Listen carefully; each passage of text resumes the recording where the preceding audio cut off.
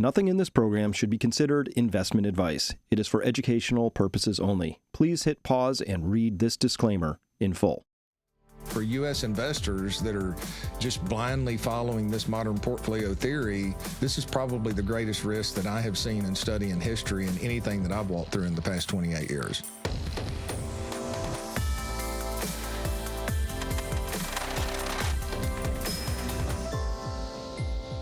Hello, everybody, and welcome to this episode of Finance U. I'm your host, Chris Martinson, back with Paul Kiker of Kiker Wealth Management. And, of course, we're going to have a lot to talk about because there is this little thing called a war going on in the Gulf region over there in Middle East. Paul, good to see you, buddy. Good to see you as well, Chris. Well, you're looking tanner than I am. We haven't gotten to spring yet, so. Well, I did get to spend a little long weekend, and I actually got in the sun. I think it was several months there at the worst part of winter. I come in before daylight, and I leave after dark or after daylight's down, so I don't see the sun for a couple of weeks. Feel more like a vampire. Well, I think we all need to do what we can do to try and stay calm and kind of let this stuff wash over us. But I will tell you, Paul, that I'm as alarmed as I've ever been in my life. And some people might say, well, Chris, you're always seeing the risks. But I do believe in watching the risks as they unfold. It served me very well during the great financial crisis. I was ahead of the pack there. It served me well during COVID. I was ahead of the pack there. And it's going to serve me well here again. Paul, I have the same vibe, only this feels larger than either of those two events to me at this point in time. And I could try and make that case, but it's sort of a little qualitative. Like I'm just, the pace of the events every morning, Paul, I wake up and it's something new that's so dramatic that really should have like this enormous impact on markets, yet there's no market action happening. That's the same experience I had as I was watching subprime bonds blow up in '08, as I watched COVID start racing across the world, and the market just, for whatever reason, was just calm and placid there in February of 2020. I think that's where we are again here. What are you thinking? No, I'm with you as well, Chris. And look, thank you for your position of being a watchman. It's a blessing and a curse. It's a blessing for those people that listen to you, but the stress that comes along with being a watchman is something that you have to actively fight off. Mm-hmm. But, as you're talking about that, I think people should go back and watch The Big Short at this point if they've not seen it in quite some time. Yep. Because there is a period of time where the big players are positioning behind the scenes to protect themselves, and it obfuscates what's taking place in the market. And I, too, with you, I am far more concerned right now than what I was in 2008 because, look, equity markets took a huge hit, but they were not as expensive as they are right now. It was isolated to housing, but now we've got housing. We've got the markets that are overpriced. You've got private equity that's starting to blow up, and that's just a absolute hidden, in the shadows, ticking time bomb that's we've been talking about that for quite some time. So we're literally in the everything bubble with the exception of commodities. And some international investments. So for U.S. investors that are just blindly following this modern portfolio theory, this is probably the greatest risk that I have seen in studying history and anything that I've walked through in the past 28 years. Well, as we know, Paul, when markets are unnaturally calm, it's sort of the calm before the storm, right? So let's talk about today. It's the 11th of March at the time of this recording. So I wake up this morning and I see this, right? Turns out Iranian drones reportedly struck oil storage tanks at the port of Salalah in Oman. And yes, multiple tanks are on fire here. And this has been sourced from multiple sources. So this is real. It happened. Was it Iranian drones? Probably. But what I can tell you for sure is it's on fire. And it's really important here, Paul, because Oman has been left out of this more or less up to this point in time. Iran they're sort of in a neutral relationship with Oman, so they're keeping hands off. Now it's hands-on. So you know what happens? Like if this had happened 2 years ago, Paul, oil goes limit up. It goes up, I don't know, $10, $15 right on the news because of what's implied here. But when we look over here at, let's see if we can find this. Yeah, we'll go here. Oil on that news, Paul, nothing. It's the exact same. Yeah. The news came out right around here about 11. It's up a dollar maybe, but it's in this range. It's been stuck here for days now, somewhere between 80 and 90. It's just bouncing around in there. Can't seem to crack out above that 90 mark, which is right there. So somebody's holding it down. And I guess, okay, that's a lot of power in that. But the problem is that when you manipulate markets like this, two things: you don't end up with supplies coming out of the ground. It doesn't send the right signals to people. I worry that people are looking at these prices, Paul, and interpreting that as reality and saying, oh, it can't be that bad because the price of oil isn't $200 a barrel, so it must be okay.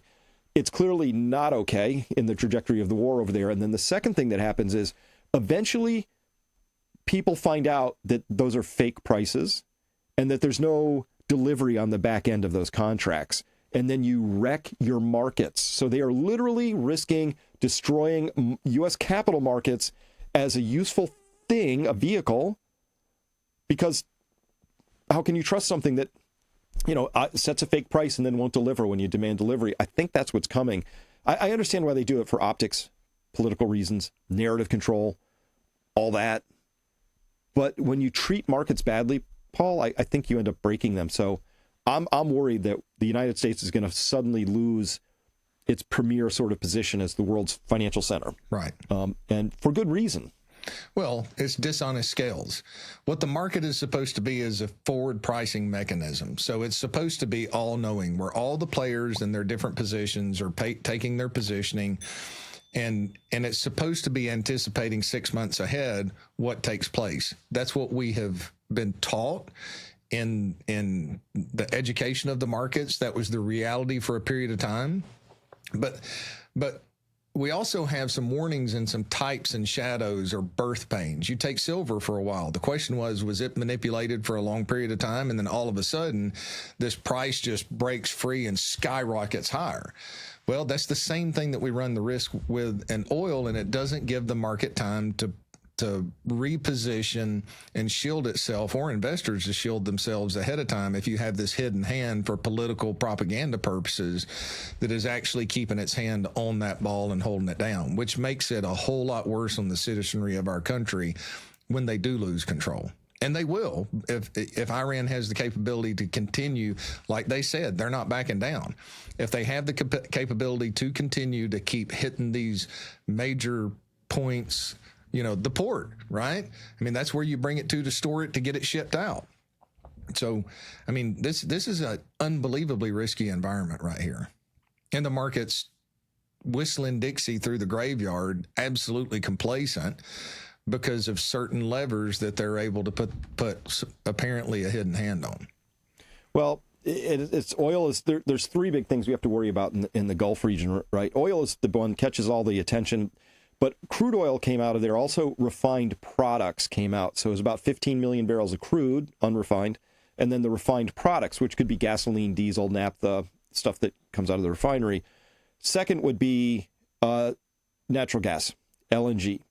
Now, LNG, there really aren't strategic reserves of gas kicking around. Some countries do have gas stockpiles, so we do in the United States. We have these underground injection caverns. Europe has some of those same things, but a lot of Asia doesn't have that capability. So it was more of a hand-to-mouth, just in time. It has to keep flowing, and that's stopped. LNG is completely stopped coming out now for, 9 days into this, right, at this point.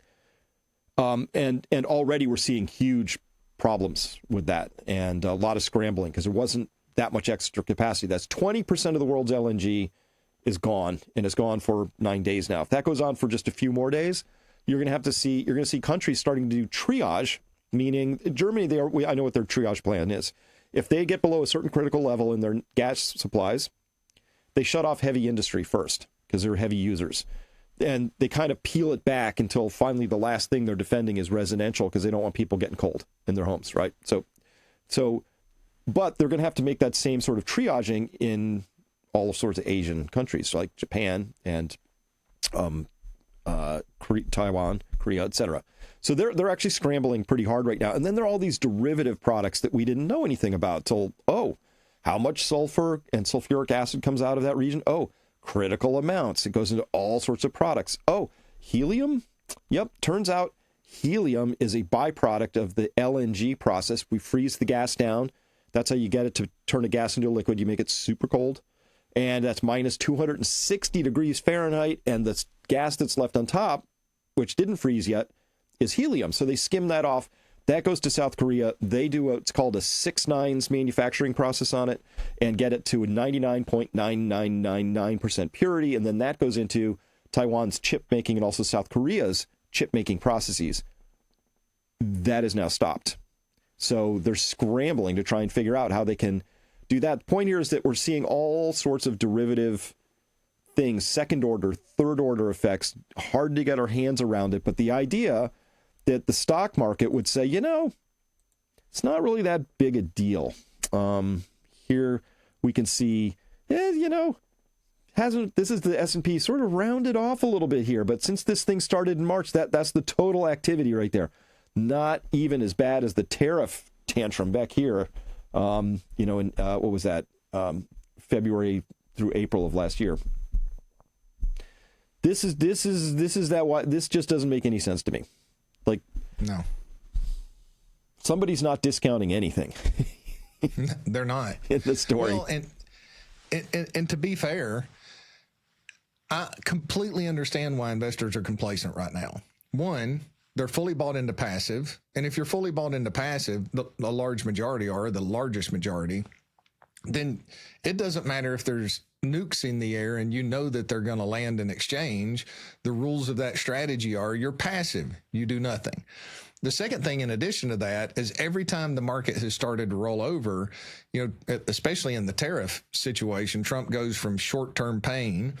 We're going to have to take this short-term pain to, change my mind, let's turn things around, right? Or the Fed's been able to come in and bail out in the past. So like Pavlov's dog, the large majority of investors have been taught to freeze when they see environments like this because they're more concerned about missing upside opportunity than they are looking foolish because they sell, and then Trump comes out and tells you you're a fool because you sold.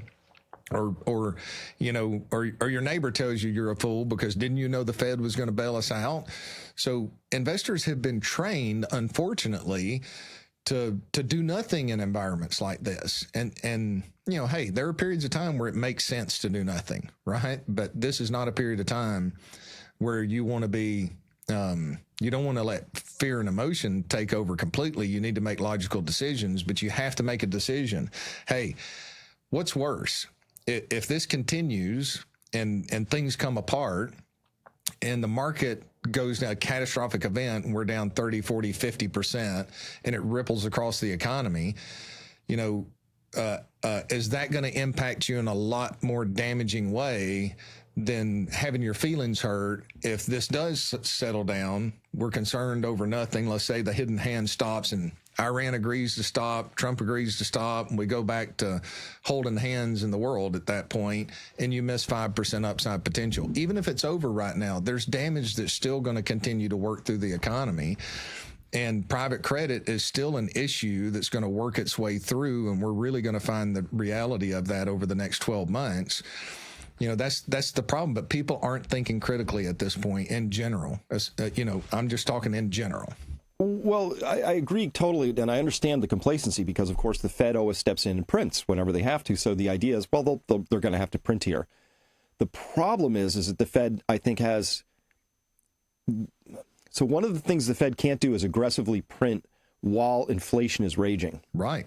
Now, you and I have talked about that so-called double hump inflation, right? The 70s and 80s are going to be repeated by the 20s and the mid-20s, right? And so if that comes true, well, what would make that come true? Well, obviously an energy supply shock that translates into energy price shocks, that feeds into everything, right? And we're already seeing really, really outsized increases in costs for things like fertilizer and feedstocks and plastics and on, right? So that's all that shock is already in the python, as they say, right? That's going to bleed through. And if it carries on for much longer and oil does go to 200 or 300 or 400 a barrel, the Fed, I think, is going to be handcuffed. I don't think they're going to be able to print like everybody expects them to, because that's going to be, they could risk something even worse than an economic downturn. They could be risking the very dollar itself at that point. And it's going to crush the markets at the same point too, because what good's it going to do if you've got that cost push inflation that's coming through and the supply chain disruption that's taking place with these ports that are being struck in the Middle East? But I mean, you take COVID, all the money that's printed then, but people still trying to operate and function in society, it's going to have far worse inflationary effects if they just start printing money like crazy. And then capital fleeing out of the United States. It's a very precarious situation right now. Well, we've already saw it, it finally got revealed, I think, to the world that the silver market was heavily manipulated, right? And it had been for a long time. And people sort of wrapped their heads around that. And what we saw was the volume of trading on the COMEX and silver has just been shrinking and shrinking and shrinking. They relaxed the margin requirements to try and get some of these people back. But Paul, once you wreck a market, once people decide this roulette table has a magnet under the wheel, I'm not playing anymore. Right. They don't come back very easily, and that's what I keep talking about is this, I have a hard time putting it into words, but one should not lightly destroy one's capital markets for a little short-term political gain. Let's rig it for a little while. I have to make a couple bucks this quarter, but, that's killing the goose that laid the golden egg. Like, our capital markets are one of our most important assets to the prosperity of this country, and if those suddenly fall apart for really dumb reasons, I think there ought to be massive penalties for people who engage in such behavior. No, absolutely. I mean, life sentences because of the consequences and all the people that's going to affect around the globe because of those lies. And really, Chris, it comes down to the point, I think we've talked about before. I don't know who to attribute the quote to, but the reality is you can spend a lifetime building a reputation by operating in good character, right? Or if you're just building a reputation, at some point that your lack of character underneath is going to cause you to destroy that lifetime of a reputation.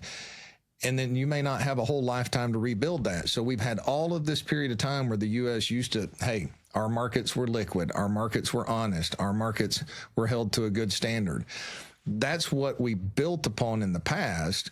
But now you've got weak men who don't allow these honest markets to take place, which is distorting a signal for people that are still trusting these markets to make financial decisions for themselves, their families, their states, their nations, their communities. And that's my concern. I mean, we have to play the game by the rules that are forced upon us. But the reality is we have to be wise to where it is too and protect ourselves by walking a different path. And there's very few people walking a different path by running risk-managed, tactical, adaptive portfolios. And then sometimes just saying, hey, I'm going to set my pride down. I may be wrong. I may miss a little bit of opportunity right here over the next 3 or 4 months. But there's a big difference between missed opportunity and lost capital. Missed opportunity is a lot easier to make up for.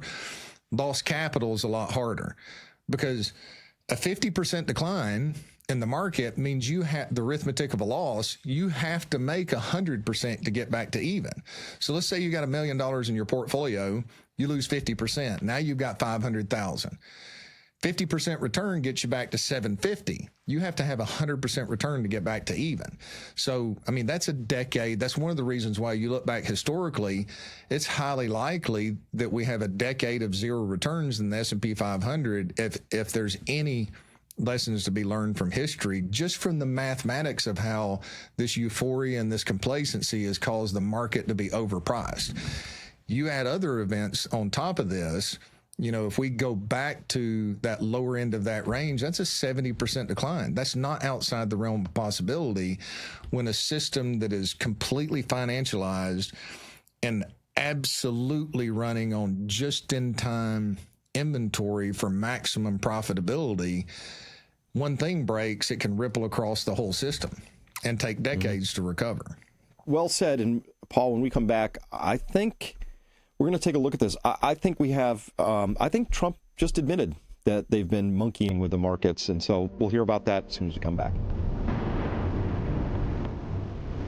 Today's markets are more volatile than ever. With ongoing economic and geopolitical uncertainty, navigating such environments requires thoughtful, adaptive strategies, not a one-size-fits-all approach.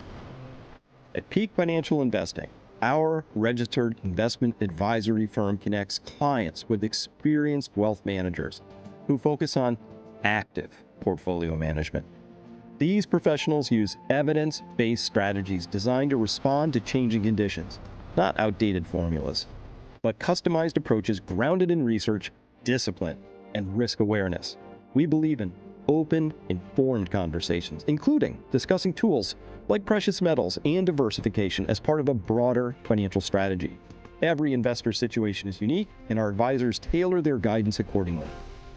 Visit peakfinancialinvesting.com today to schedule your free consultation and explore how proactive management can support your financial goals.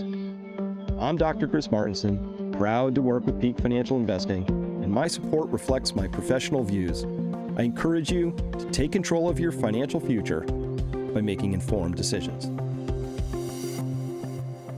All right, welcome back, everybody. Explosive sort of an allegation there.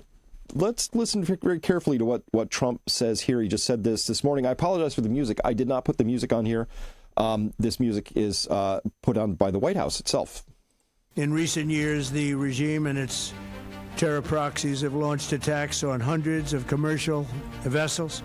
We're putting an end to all of this threat once and for all, and the result will be lower oil prices, oil and gas prices for American families. We've done that. We've done it. We brought it very low.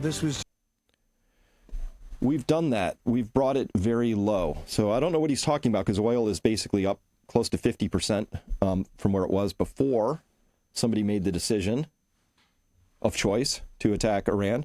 What do you think he meant there when he said we've done that? We've brought it very low, because we saw oil hit $119 a barrel and it got just crushed by somebody selling a whole lot of oil in the markets over the next hour and a half. One thing that I did notice, it looks like he's reading from his script, but when he looks up, he's going off script and saying, "Hey, just to reiterate the point, we've done that. We brought it very low." I don't know what that means, but it doesn't look like that was necessarily on his script. Maybe it was, right? Interesting but point. It's a thought. Maybe Let's watch he's that just again. being completely honest. Yeah. Let's see. Once and for all, and the result will be lower oil prices, oil and gas prices for American families. We've done that. We've done it. We brought it very low. This was just an excursion into something that had to be done. Also, the minimization there, the excursion of something that just had to be done. I don't think he's made the case yet. Certainly hasn't to me, as to what the imminence was that required all of this to happen. And that's the concerning part to me here, Paul, is that we're getting very close to finish. He says we're getting very close to finishing that here. Like, wait, what's the strategy? Like, I don't know where we're going or what success would look like or what the strategy is, or nobody seems to know, right? And so that's a concern here. And markets aren't supposed to like that sort of indecision, that they don't like that uncertainty, right? I'm just not. Our markets are about as certain as they could be. This is all going to finish soon, and we're getting right back to our regularly scheduled programming, and I'm not seeing it at this point. We can cover some of the more data, but I have not every single day. As my friend Michael Yon says, he says wars only do two things: they grow, and then they grow out of control. Right. So it still feels like we're in the grow stage and maybe close to the out of control stage, but that's just what I see out here in the cheap seats. Yeah, I mean, you hear the reports that, hey, this thing's nearly over. There was a headline, the Trump administration came out today and said, there's really not much to hit. We're close to the end of this. That's not exactly what he said, but that's the gist of what was said. But, the thing that bothers me about their lack of ability to explain exactly why. And I've seen this when I do plans and I talk with people in the retirement planning process, is we show people why they have to do something. We show people why you have to make this sacrifice, right? Look, if you want to retire at 65, you're going to have to make this sacrifice now. You're going to have to save X amount of dollars. You're going to have to be disciplined. Or, hey, if you want to work till 80, continue to do what you're doing. So, I wasn't able to phrase it the way Jordan Peterson said one time. He said, if you can explain to someone the why that they need to do something, they can handle all of the discipline and pain that comes through in getting there. And that's my biggest concern about the communication that's coming out. I haven't heard an exact reason of why. Exactly why, right? At this point, if they had nukes, I would have thought they have used them already. Maybe they're holding them for later if they have them, but that bothers me. Why are we in the midst of this? Why, especially with the precariousness of our markets already and how overpriced they are, the economic consequences can be severe, which leads me to believe and theorize, well, maybe they understand these markets are kind of reaching the end, and this is an excuse to point the finger at somebody else and blame it on them, or at least try to. I mentioned there are a variety of things, the LNG, the this, that, but also the whole region is served by container ships, both bringing food in and other things out. And so we have here a container ship hit by an unknown projectile. You see it smashed into this one, a midship here, caused a lot of damage. And then we also have here a U.S. flagged oil tanker yesterday, and a Portuguese flagged container ship, the So Long, all kind of on fire here. Again, Paul, these should have been like absolute like market moving things. And if we come here, this one also the Mayuri Nari Bangkok flagged tanker. And this one, by the way, Paul, has a big old hole in the side right here that looks more like one thing we haven't seen Iran use yet, but I'm wondering if they busted them out, is anti-ship missiles. The whole idea that, there was this really bizarre event yesterday, which I'm sure you saw. The Energy Secretary, Chris Wright, tweets out that a U.S. naval vessel had escorted a tanker through the Gulf. Oil prices got slammed 19% on the back of that tweet. And then they had to, that was a fake tweet. They said, it was an intern put that out. Market moving event. Didn't say they fired the intern. Didn't explain if anybody in the administration managed to put oil shorts on and close them over that.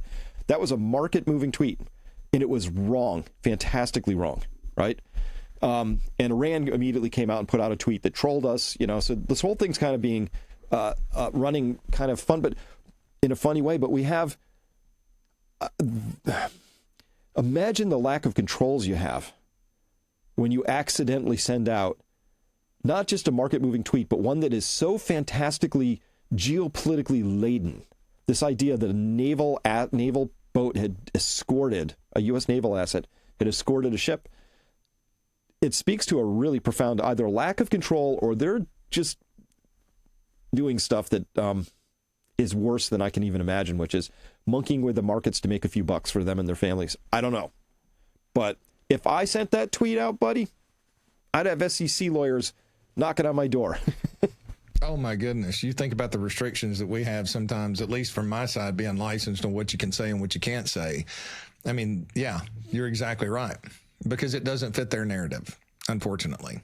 Right. And a lot of people would have lost money over that fake tweet. And a lot of people would have made a lot of money if you were short right before that tweet. All right, so some other things that are going on that we have to talk about from a market standpoint. So Shell just declared force majeure on its liquefied natural gas contracts with some of its customers in Asia. Force majeure, act of God, means that it's a contract clause that sits in there, which basically says, hey, look, whatever we promised you, we can rip that up. Now, it rips it up for both parties, so companies are usually pretty loath to declare force majeure. You really only do it when you really have to, because the next thing your former customers do is they go find a new supplier, and then you're going to have to woo them back from that at some point in the future if you can. So this isn't something that companies just sort of like throw out to save a couple bucks, because they can't deliver. It's a pretty big deal. So I've been seeing force majeure is like now something that's every single day. There's new companies declaring force majeure as the supply chains ripple out and get hit, starting with LNG, starting with petroleum products, rippling all the way through. But also we're seeing it in urea. Let's see, where's that one? So fertilizer, urea prices are starting to spike pretty good here. And so we could get a fertilizer crisis. Worst possible time, because it's March. This is normally when you buy fertilizer and begin applying it to fields in the Northern Hemisphere. So there's going to be a lot of pain around that. I've already seen U.S. farmers starting to demand relief from all of this somehow, because they're just getting whipsawed like crazy on this. And so we'll see what happens with that. But this is just starting, this sort of ripple effect. And it goes through here. This was a great chart somebody pointed out. So oil and gas comes out, and you turn it into feedstocks: butane, naphtha, condensates, natural gas, propane, ethane. These are feedstocks that then go into big refinery, big petrochemical plants, and get turned into basic chemicals. You get ammonia, which can be used as a fertilizer, butylene, ethylene, which are used in plastics, propylene, plastics, all this stuff. And then it goes into the chemical intermediates, right, which then get turned into things, final products like industrial chemicals and paints and synthetic rubbers and explosives and resins and foams and dyes and all sorts of things, soaps and detergents. So this is what actually just got force majeure all across Asia, because they ran out of this stuff at this level of the overall supply chain process. So everything downstream sort of gets hit from that. As we mentioned before, it just means of the stocks that are out there, they get cost push inflation, gets very expensive. And this, of course, creates a lot of trouble for the Federal Reserve and its ability to even contemplate reliquefying everything, but just pumping money into the markets. But they might anyway, but won't be good for average families. No, it's not going to be good for average families. And that means that, I was talking with several people over the weekend, and they're like, we had a little bit of a reprieve in food prices, but, food prices have reaccelerated again. And this just means that there's potential reacceleration again, or further acceleration of food prices later in the year as that cost push inflation works its way through the system. And that's a big deal right here at planting season. It is. And companies are going to have one of two choices. If you're a farmer that's barely making ends meet, and the difference between, paying is bankruptcy, then maybe you don't put as much fertilizer out, which means you don't get as much of a yield, which means less goods. If the Fed prints on top of that, that's more money chasing less goods, which means even worse inflation potentially. So, it seems that the Fed is trapped in a corner at this point, because we don't have the deflationary aspects of the 2008 crisis still in the system now, where they could print that money and get away with it. So now when they print that money, there's near instant, what they want to call reliquification, or inflationary pressures is the way I want to put it, working its way into the system. On one end, we can talk about how, container ships are getting hit, and so they're going to pull back. Maersk is the largest shipping company in the world. They have the most ships. And they put out a memo yesterday, I think, that said to all their former Gulf clients, and I say former because they said they're going to immediately and completely suspend all pickups, drop-offs. They're not doing any shipping till March 26th. And then they'll reconsider, assuming if the war is still going on. But after seeing the container ships that just got struck with missiles we just talked about. So Maersk is saying, no more shipping to this region. Now, this gets hard, because the region needs stuff coming and going all the time, food coming in principally, and their products leaving. So this is a very, very big deal. And the logistics behind that, even if you said, like you say, okay, peace breaks out tonight, it's all rainbows and unicorns tomorrow. It will be months, two months before the logistics is sort of unsnarled. And it'll take at least a month to get LNG back up fully going. And we don't know how long it's going to take to get oil back running, because they had to shut down a bunch of fields, and it's a very complicated process to start them up without damaging them. And your long-term, IRR you get out of that. So this is a mess, Ollie. And by the way, I got to reiterate this. This was a war of choice. This was a decision some people made. They've tried to sell it to us as it was imminent, And I saw Tom Cotton on the Senator, and he said, well, it's, we've been facing an imminent threat for 47 years from Iran. I'm like, dude, nothing can be imminent for 47 years. Right. It's just not how words work, Right. So, justification. But the point here is, even if this stops right now, Paul, the ripple effects are going to be lasting months. And it makes, and look, when a market's priced to perfection, you have to have a perfect outcome to continue the path that we're on. And we're not getting a perfect outcome right now. And that makes it even more challenging to keep things going as the way investors are expecting right now. I mean, we're at a point where a 2% decline on the S&P, people act like it's a 2008 decline. I can only imagine how they're going to act, if these plates start dropping as this works its way through the system.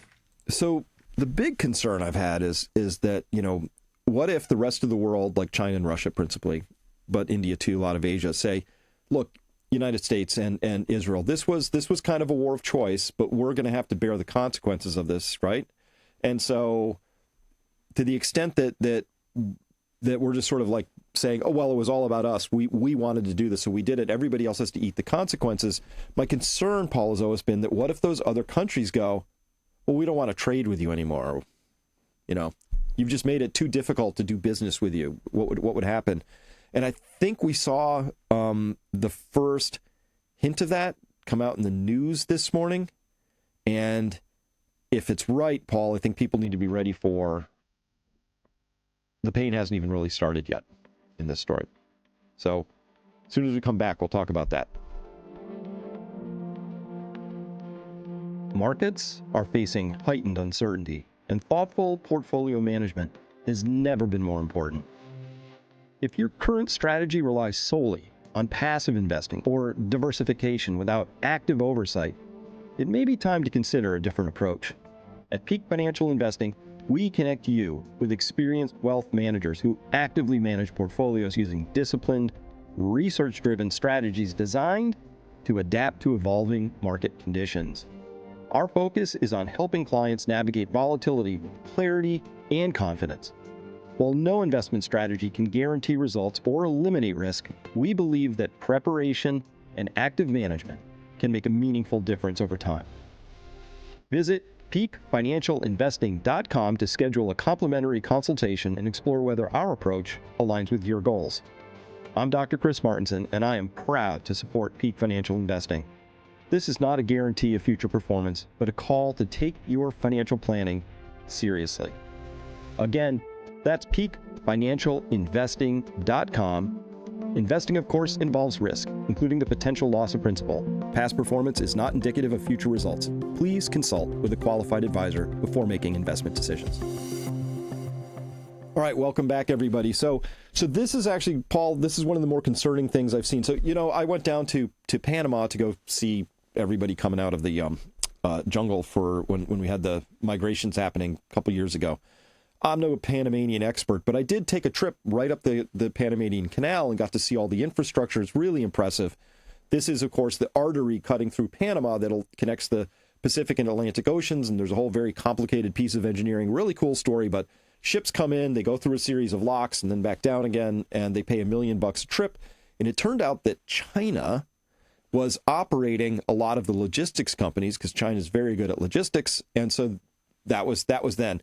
Since then, obviously, the United States is putting pressure on Cuba, but also has been putting pressure on Panama to see if they could get those pesky Chinese elbowed out. So, cue today's story. It turns out that China, the company's called Costco, C-O-S-C-O, not C-O-S-T-C-O, not the thing I shop at. Costco is one of the largest port hub manufacturers. You mentioned Maersk is the shipping line. Well, the people who take the things off of the boats, all the containers, the TEUs, and then distribute them, that's the port logistics. They have all the big cranes you could see in the picture there.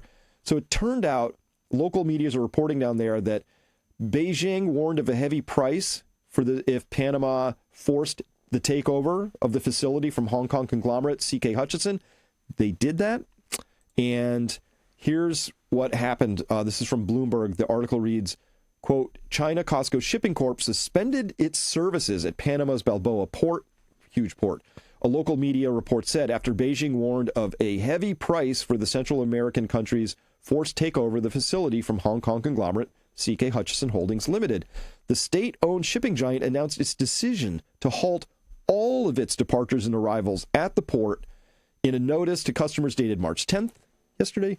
According to the report in La Prensa, while all confirmed bookings will be canceled, cargo that has already arrived will be processed as normal, but that's it. This is going to create just a gigantic mess for container logistics. Wow. So no warning. Just, hey, we're done. Snap of a finger. That's it. Yep. We'll process who's in dock. Everybody else that's just about to get here, head in another direction. Go find somewhere else to handle all this stuff. You be you. Yeah. We go in and just absolutely upend years of contracts and expect no consequences. And it's pretty brilliant on China's part at this point to wait till this moment in time where they can deliver maximum amount of pain into the just-in-time inventory system. Yep. Well, what if China makes the same announcement about trade with the United States? Just says, hey, you broke it. You refuse to, compensate anybody for having unilaterally decided to upend the world's entire energy market system. And, we can't do business with you anymore. Like if they did that, Paul, you just set an egg timer on our economy, because it's not just all the cheap plastic things people think we get from China. China manufactures a lot of our heavy equipment, electronics, Cisco router systems for our internet, phones, supply chains, intermediaries, all that stuff. I mean, we all heard that we lost 3 very expensive radar systems over there in the Persian Gulf, and the opening salvos ran target and hit them. Apparently, each one of those requires like tens of pounds of something called gallium, an element, and China's like 98% of the source of that. So if they said, we're not sending you any more gallium, we're not rebuilding those radars, we will lose that capability until we find a new source of gallium. Hard to come by, turns out. Right. And China's got the pockets and the stores and the manufacturing capability to move right into that void that's left in the U.S. to provide security that the U.S. has been disrupting, unfortunately. Yeah. That's amazing to me. Just the dominoes that are falling in certain places right now. And look, I just want everybody to think just-in-time inventory going back to COVID, right? When did anybody think that toilet paper would be a hard thing to get? But that's what happens in that just-in-time inventory and that shutdown. But we didn't have everything destroyed back then. It was a government shutdown, right? So the startup was a lot easier. With the destruction that's taken place and relationships that are being terminated at this point because of our behavior, that's going to take a lot longer to restart. Yep. And there'll be relative winners and losers.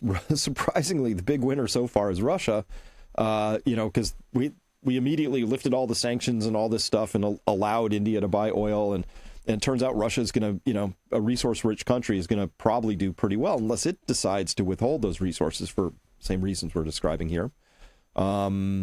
Europe is absolutely clobbered in this story. I have pictures of...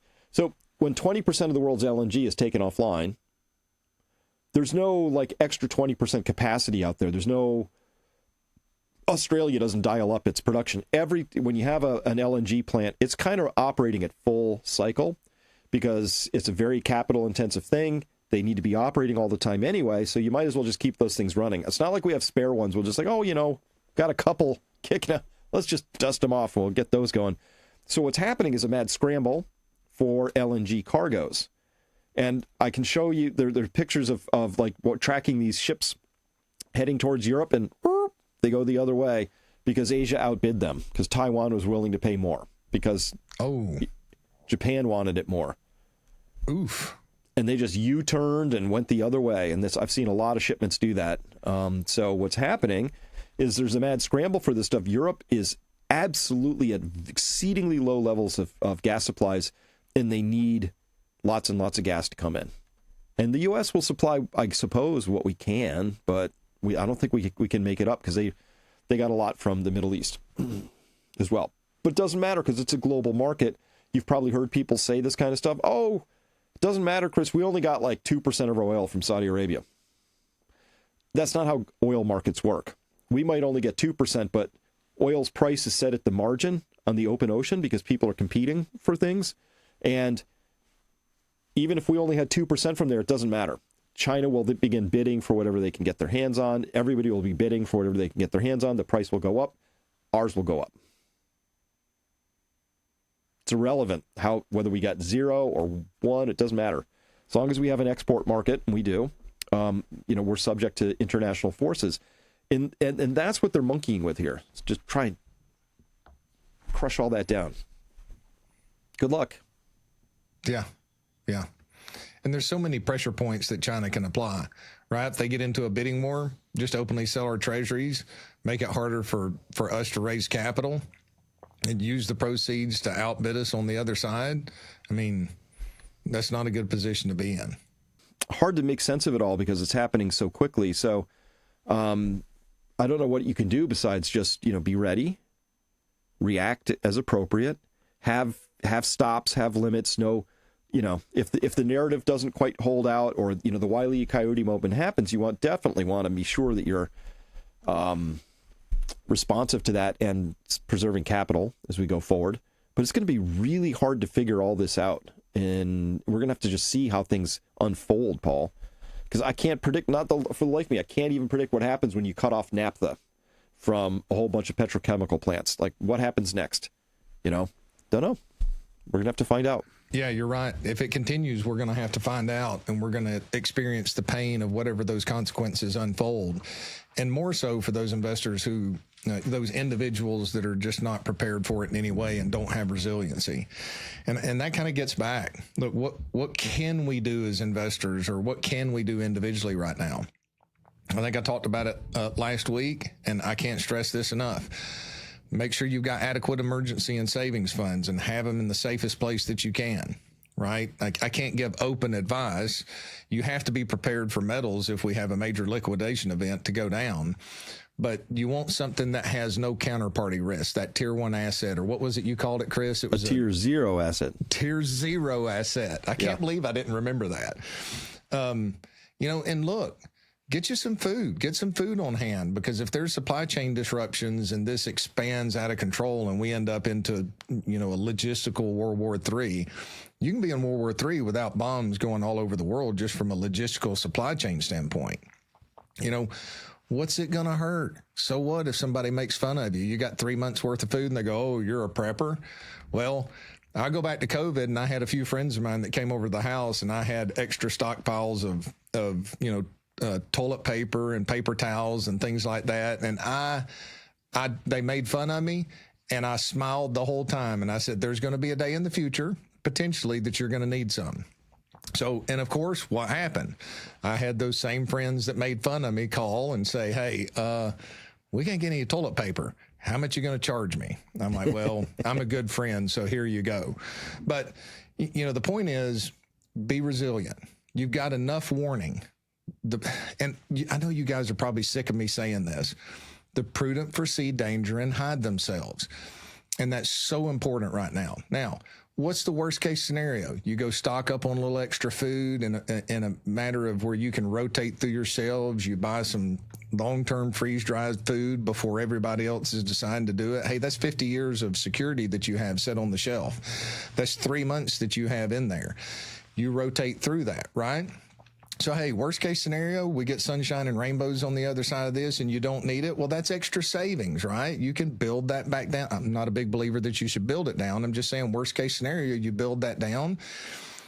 But it'll be the best decision that you ever made if this doesn't unfold perfectly. And all of the evidence, not only there, Chris, but you look at what's taking place in private equity, you listen to the layoffs that have been announced.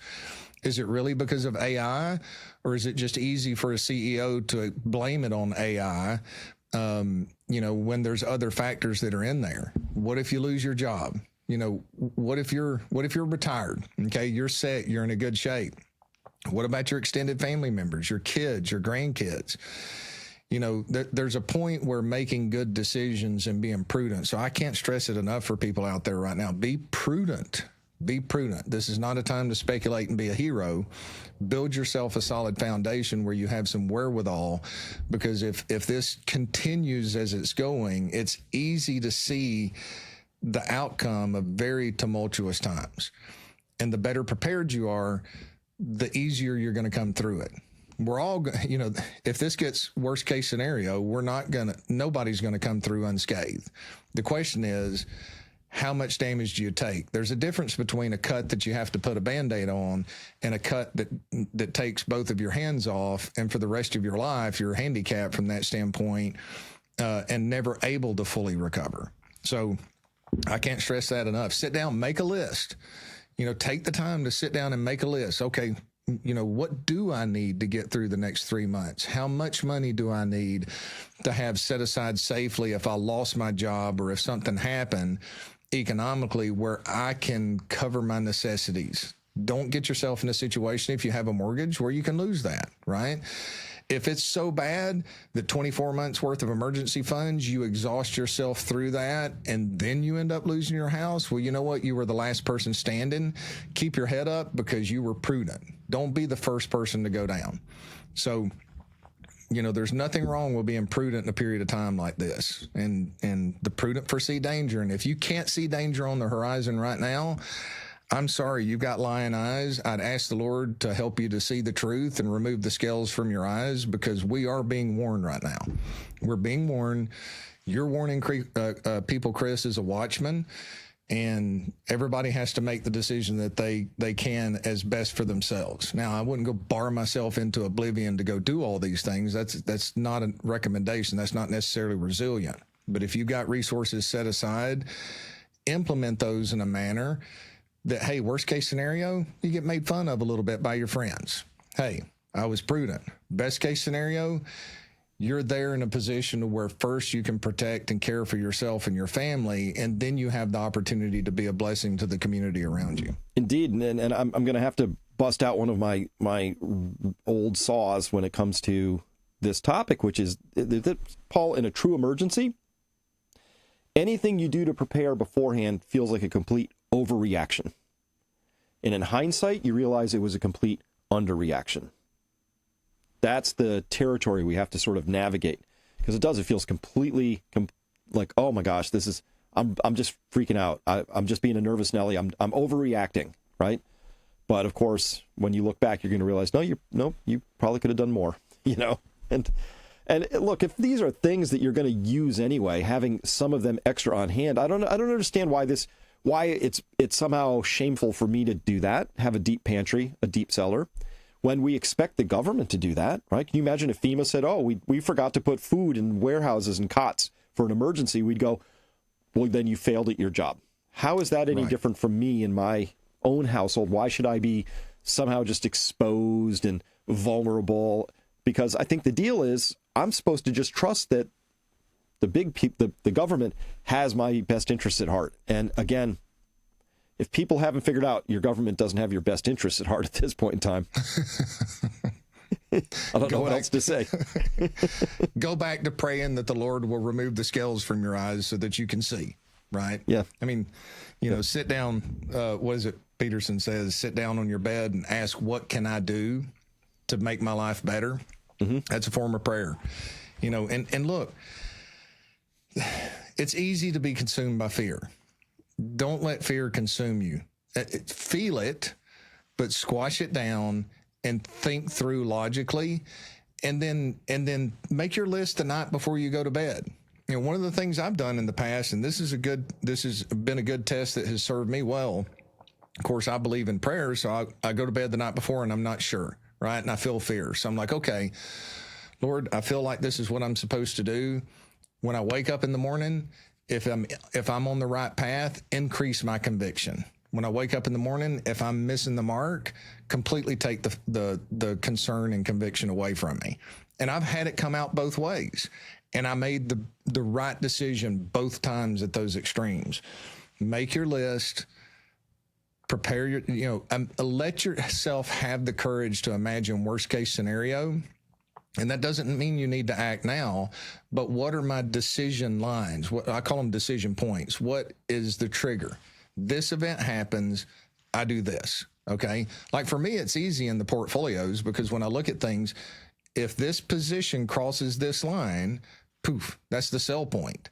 Maybe I look like a fool. That's okay. But our responsibility is to run tactical risk managed strategies for clients keep them from getting wiped out on our watch if it's not absolutely different this time. So you have to make the best decision you can with the information you have at the time.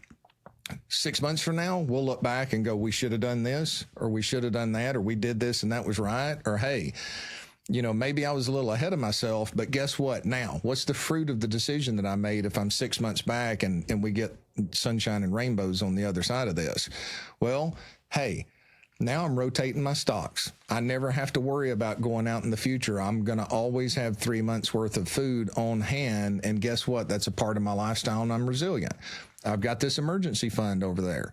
Hey, economy's good, but somebody else made a mistake. So now I have opportunity money where I can move when somebody else may not have the ability. That's resilience, and we need to build resilience because, look, I'm sorry, our government is not they're not trustworthy enough to put our hope of them caring for us completely. We have to be resilient on our own as citizens in the nation, and then hopefully our government does what's right. But the problem is right now they've shown us enough information to say, hey, maybe they're not moving in our best interest. If you're in the top 1%, maybe they're moving in your best interest. But for the rest of us, we need to prepare and get some resiliency to make sure that we have some flexibility and freedom if things come apart. And look, make fun of me all you want for that. That's good advice. And I mean, that's good advice from a long-term resiliency standpoint, regardless of what the income is in the next outcome is in the next, 3 to 6 months. And all this stuff about the Iran war is obviously very, very captivating and dynamic and all of that. But Paul, we still have all the other things lurking in the background that we've been talking about, which is what is the impact, the disruptive impact of AI going to be on our children, on their jobs, on our prospects? Like, how do we deal with the fact that our stock market is priced for perfection and there's a lot of sort of imperfect things in the view at this point in time? There's a lot to consider here, obviously. And so I think getting through this next period is going to require really good information, really solid, like head on a swivel, like, 360-degree view of things. Believe in your own lion eyes over the narratives that they want to sell you, right? Whether those are the equity market narratives or the MSNBC headlines. Here's one. Wake up and Yahoo Finance top of fold. IEA, that's the International Energy Agency, announces largest ever strategic oil release. You know what's funny about that, Paul? The IEA doesn't have a strategic oil to release. Oh. They don't even have one. They're just sorry. I didn't mean to talk over you, but I saw that headline and I was like, "Oh, interesting." I didn't realize they didn't have a strategic oil release. So thank you for that. Keep going. I'm sorry. They're a little bureaucracy with a building in Belgium, and so Brussels somewhere. So at any rate, they just announced that they think other countries should do this, right? Release their strategic oil. So that's what they've announced. Again, it's just part of the narrative game, right? And so that's the invitation. Believe your own lion eyes. Decide for yourself. Is this war growing or is it tapering off? How long? What are the impacts going to be? And I believe in just sort of like feeling my way through that, Paul, because I can't analyze. This is a complex system. If anybody says I know what's going to happen, they're not. Well, they're either deluding themselves or they're lying, because these are complex systems. You just have to observe what's going to happen. All I know for sure is that when you starve a complex system for feedstocks and energy, you get all sorts of new emergent behaviors on the back end. Right? It's just life. So we're going to have to watch that. We're going to have to watch it very carefully. But I do believe, Paul, that there's better times coming. I don't think it would be the worst thing if the market took a big old breather and went really far down, because I would prefer, personally, that my kids have an opportunity to buy things that are cheap rather than hideously expensive. So, but that's just me, right? Right. And we reset, housing prices come down. I'm not talking about great reset. I'm just talking about resetting to a sustainable, long-term, normal growth economy without all of the outside influence. But hey, regardless of what's going on in the Middle East, Chris, it's pulling our attention over here. But Polymarket announces yesterday that Americans are taking hardship withdrawals out of their 401k at the largest level ever. So if the economy's ever. Whoa. So I'll read the headline here. I'll save you sharing. Americans are now taking more hardship withdrawals from their 401k retirement accounts than at any time in history. So ever. History was the exact term. Well, on top of that, you've got all kinds of private credit issues. Let's see here. So this is the Polymarket tweet that they put out here. Okay, so let's go over to Tracy Schuchart. BlackRock slashes another private loan value. So this was March the 5th from 100 to 0. So she's putting out what Bloomberg did. So BlackRock slashed the value of a private loan to Infinite Commerce Holdings to 0 just 3 months after assessing it at 100 cents on the dollar. Okay, so this loan is worthless, marks the second sudden wipeout to recently hit BlackRock's private credit division, highlighting a key fault line in private credit. Now, for those listeners out there that have seen that headline that BlackRock's going to go bankrupt, this doesn't have to do with BlackRock itself. This is some of the investments they have in their funds. So I love what Melody Wright says. I'm losing count gradually, then suddenly. So BlackRock limits withdrawals as redemptions rattle private credit fund. That's Polymarket. Let's see which one this one is. FHA mortgage delinquencies continue to rise to 13.7% in January 2026, and they're actually accelerating. So January 2025 was 12.8. January 2024 was 12.4. 8.2 million homeowners on FHA alone are behind on their loans. 5.23% are over 90 days late. Half are seriously delinquent. So that's increasing. That's not getting better. If the economy was that good, the question is, we shouldn't be seeing a lot of that. And then, of course, on top of this, Mario Newfall puts out Iranian state media, U.S. tech giants in the region are fair targets. So, I mean, there's a lot of things that are taking place behind the surface that are dangerous to this narrative that the market is great and it's priced to perfection.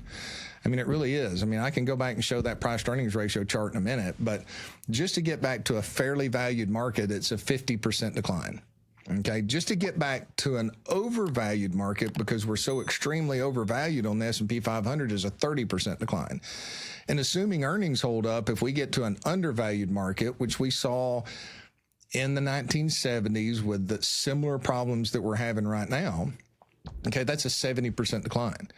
And if you think it can't happen, I'm sorry, you're being foolish. We hope it doesn't, and maybe it doesn't. There's forces that could keep it from getting there.